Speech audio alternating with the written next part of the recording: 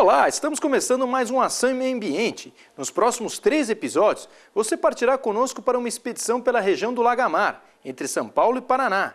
Nós vamos analisar desde a questão do mosaico de unidades de conservação do Jacupiranga, as belezas naturais da região e até mesmo o modo de vida tradicional dos caiçaras. Vamos lá?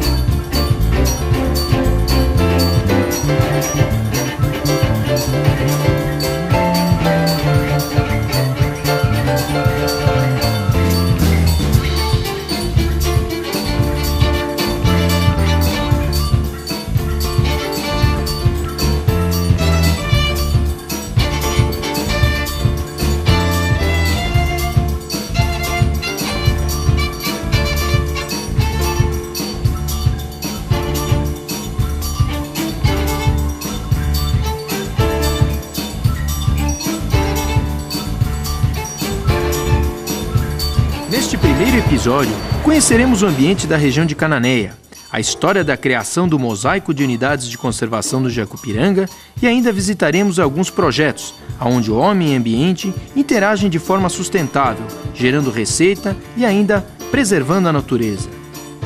No segundo episódio, nossa expedição partirá para a Ilha do Cardoso. No caminho, visitaremos um sambaqui, a misteriosa cidade fantasma de Ararapira, e chegando na ilha, conheceremos como funciona o modo de vida tradicional dos caiçaras, o turismo e a pesca. No terceiro e último episódio desta série, vamos analisar e compreender a realidade da comunidade da Enseada da Baleia, localizada em uma península da Ilha do Cardoso que está sendo erodida. O Ação e Meio Ambiente visitou a região, debateu com moradores, autoridades e profissionais questões como a realocação da comunidade, manutenção do modo de vida tradicional e inclusive se este evento seria motivado por causas naturais ou fruto das famosas mudanças climáticas. Nossa expedição começa em Cananéia, litoral sul de São Paulo, a primeira região povoada do Brasil, que manteve um pequeno, mas importante núcleo urbano tombado como patrimônio histórico pelo Condé Infante. Se antes sua economia foi marcada pela exploração europeia de suas riquezas naturais, hoje tem no turismo e na pesca suas principais atividades. Mas o grande destaque da região é mesmo seu estado de preservação ambiental.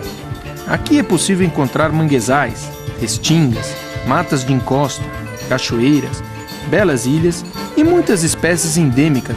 Esta região está inserida no mosaico de unidades de conservação do Jacupiranga. Tem uma das maiores extensões contínuas de Mata Atlântica do país e, por isso, morada de várias espécies em extinção. Inclusive, este redesenho do antigo Parque do Jacupiranga em um mosaico de unidades de conservação, questão polêmica, visou, segundo alguns profissionais, regular uma questão fundiária e uma adequação à realidade das unidades de conservação frente à ocupação humana. O Parque do Jacupiranga é um parque que foi criado muito tempo atrás, né? E ele foi criado nessa dimensão de 150 mil hectares. É uma área muito grande, tá, para ser administrada. Mas ele foi criado e administrativamente, não foi dado grande importância. E o parque ficou meio abandonado esses anos. Tá? E o que aconteceu? Uma área enorme criada aqui no Vale do Ribeira, já havia gente dentro do parque e houve um aumento dessa população. Como estava, era impossível você administrar. Era um parque com mais de 150 mil hectares, né? E fragmentados não, mas você passava, você tinha ali ação antrópica muito forte, né? Regiões urbanas, perto de regiões urbanas. E isso era a grande dificuldade da gestão dessa unidade, porque era muito grande, uma diversidade muito grande de pessoas dentro, que era quase impossível fazer um trabalho de gestão efetivo. Aí o que gerou a criação do mosaico foi uma lei, ela abriu, né, os olhos do governo que precisava ser feita alguma coisa. Era uma lei de um deputado que excluía todas as comunidades dentro do parque. Daí faria assim, ó, aqui não é parque, daí faria outro contorno, aqui não é parque. Daí ficaria desse modo. A gente olhou aquela lei e falou, isso é um absurdo. Em consequência dessa lei, a lei passou pela Assembleia e a hora que chegou no governador ele vetou. Aí o governador pegou e fez um decreto criando um grupo de trabalho para fazer uma proposta de uma nova recategorização desse parque. Criou-se 3 parques estaduais. Quais são? Que são o Parque Estadual Lagamar de Cananéia, o Parque Estadual do Rio Turvo e o Parque Estadual Caverna do Diabo. Essa fragmentação, no meu ponto de vista, vai ser muito mais fácil para administrar, né? Então você vai criar o quê? Espaços, né? Um pouquinho que tem muito mais a ver com a realidade onde estava inserido, né? Ou reservas de desenvolvimento sustentável, ou RESECs, né? Um desses parques ficaram com as maiores áreas de matas preservadas e ficou com o mínimo possível de pessoas dentro. E criaram-se diversas APAs, que na sua maioria é ocupada por moradores não tradicionais, e criou-se reservas extrativistas e reservas de desenvolvimento sustentável, que a maior parte dos ocupantes são moradores tradicionais. Uma das ideias foi o seguinte, não diminuir os 150 mil hectares de proteção integral. Mesmo tirando várias áreas do parque, a ideia era o parque não perder, ou seja, ele teria de crescer para uma outra área que estivesse bem preservada. Viraram 12 unidades de conservação e de 150 mil hectares passou para 250 mil hectares de áreas protegidas. E com isso o que a gente fez? A gente fez todos esses estudos, daí a gente foi examinando comunidades por comunidades para ver se tinha, em que categoria ela poderia estar inserida, né? Primeiro a gente tirou o que pôde de dentro do parque, né? Baseado num cadastro que nós efetuamos em conjunto com o ITESP. Agora, quando se fala em relação às populações que viviam dentro, a gente tem que tomar um certo cuidado, né? Por quê? O que se faz com essas populações que vivem dentro? A gente simplesmente retiram eles e colocam na onde? Isso é um problema, né? Porque não basta só indenizar, porque aí tem um problema cultural, a terra, onde os avós, os bisavós, né, nasceram, os filhos cresceram, né? Então é um problema, ou seja, você está quebrando, né, uma cultura que é muito forte de algumas populações que vivem nesses parques, né? Então, ou seja, o pessoal tem que tentar, dentro do bom senso, tentar gerenciar alguns conflitos que tem da melhor maneira possível, mas sempre respeitando, inclusive, os direitos dessas pessoas que estavam lá há mais tempo, antes de ter o parque, né? Então foi cadastrado todo esse povo dentro. Deu 2.200 famílias dentro. Tinha cerca de 10 mil pessoas, mais ou menos, dentro do parque. E a partir disso a gente começou a estudar cada área e ver qual era o perfil dos moradores, de quem ocupava as áreas, para a gente ver se a gente excluía do parque e transformava no quê?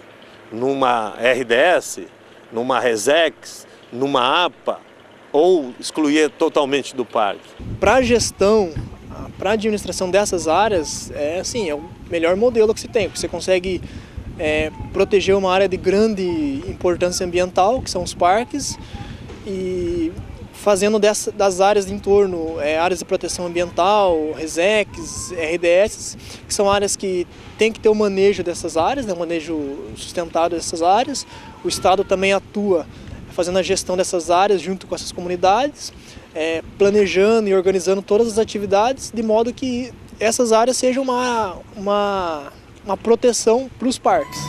Agora, vamos entender as particularidades da região do Lagamar. Essa região nossa de litoral sul do estado de São Paulo é pouco conhecido. Aqui nós temos belezas diferentes, por causa da região ser um lagamar, uma água não cristalina como do litoral norte. O Lagamar é uma região onde o mar forma várias reentrâncias por dentro do continente, formando várias ilhas, a gente chama de ilhas lagunares, né? Por exemplo, aqui nós temos Ilha do Cardoso, é uma ilha desse tipo, tem uma área de mar aberto e uma área interna por canais, né, da região lagunar. Ilha de Cananéia também, Cananéia é uma ilha, Quando você entra aqui, você atravessa uma ponte, um canal, e ela é todinha ilhada por canais. Esses canais são de águas mistas, né, salobras. Dependendo da época ela fica mais doce, e tem épocas que ela fica mais salgada. Dependendo disso, as espécies, né, reprodutivas da área, ela aparece ou desaparece em função da salinidade da água. É uma região que a gente chama de ecótono, né, uma região de transição entre o ambiente terrestre, que é o continente, e o mar. Água doce, água salgada, região de transição entre regiões litorâneas e continente, né? Então isso faz com que a biodiversidade seja muito alta, né?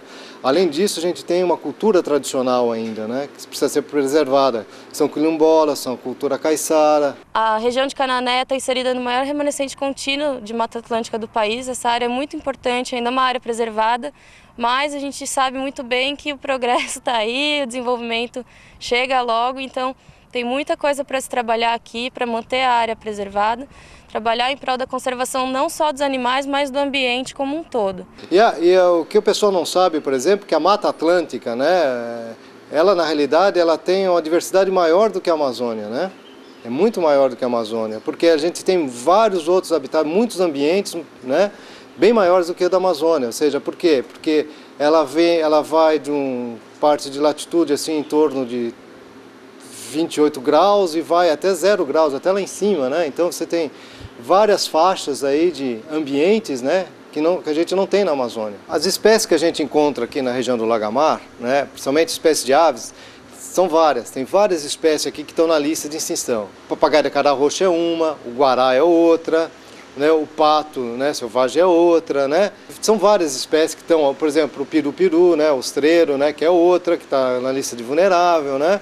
A gente tem onça pintada, onça sussuarana, a gente tem jacaré do papo amarelo, a gente tem várias espécies que muitas delas estão na lista, né, ou vulnerável ou na lista de extinção. Então é uma espécie, por quê? Porque ainda se mantém íntegro os habitats, os ambientes no qual elas vivem, né? Então por isso que é a importância também da preservação dessa região, né? No próximo bloco, vamos conhecer alguns projetos ambientais em que o homem interage com a natureza de modo sustentável.